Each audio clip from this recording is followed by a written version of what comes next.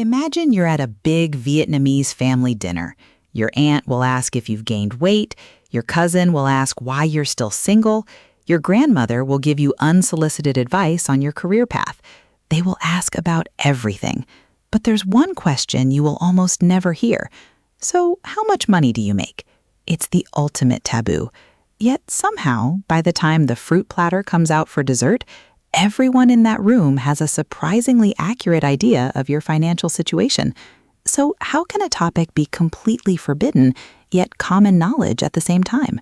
It's one of the first puzzles you have to solve to truly understand Vietnam. In the West, you might talk about salary during career discussions or when comparing job offers.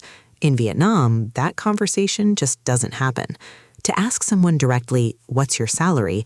is considered incredibly rude, or vo yuen, a powerful word that means tactless, charmless, and graceless all at once. It puts the other person in an impossible position.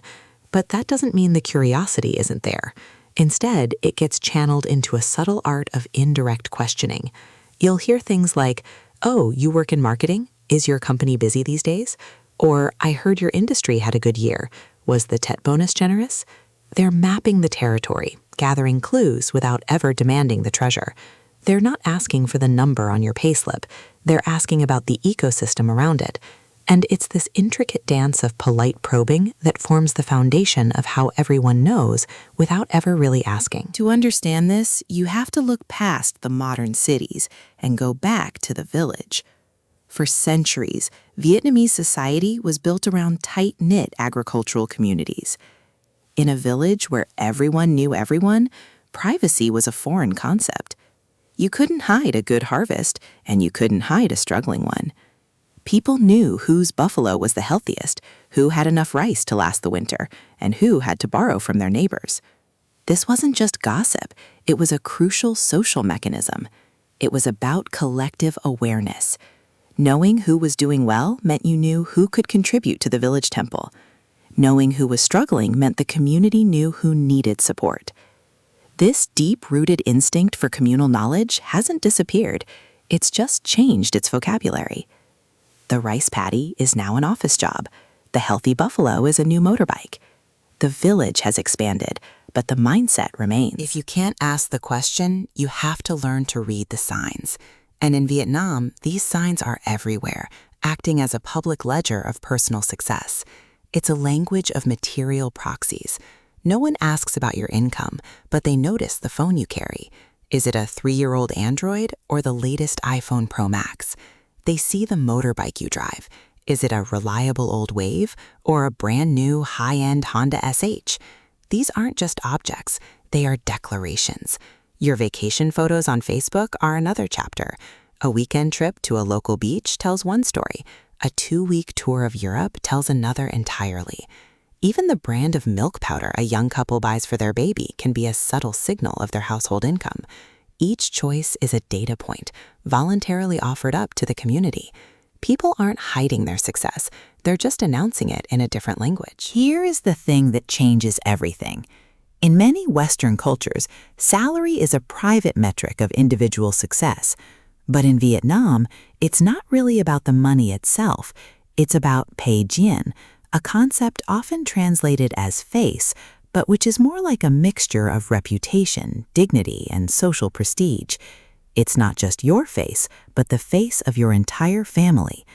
To discuss salary directly is to risk causing a loss of face.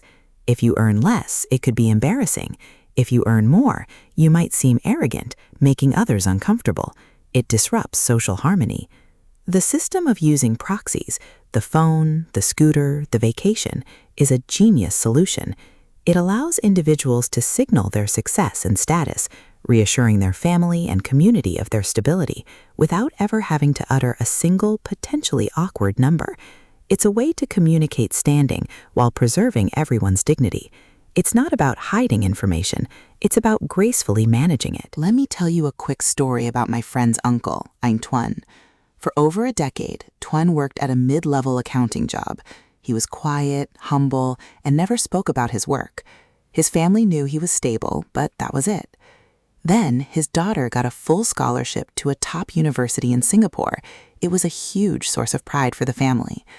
At the next Lunar New Year gathering, Aim Tuan showed up wearing a beautiful, classic Tissot watch. It was elegant, understated, but clearly a significant purchase. No one mentioned the watch directly.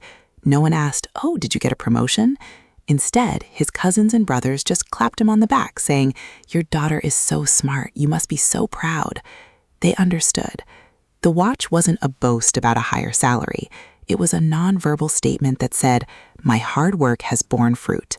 My family is secure, and our future is bright." Today, this entire system has been supercharged by social media.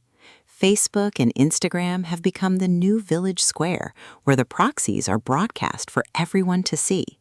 The carefully curated photo of a 5-star resort check-in, the unboxing video of a new laptop, the gallery of pre-wedding photos taken in Korea, these are the modern equivalents of bringing home a fat pig from the market. It's a performance, but not necessarily a selfish one. In the Vietnamese context, this digital signaling serves a social purpose. It reassures your network, family, friends, potential in-laws, of your stability and success. It shows you are mat dai, cool-handed, or blessed with good fortune. It builds your family's face and communicates that you are a reliable, contributing member of the collective.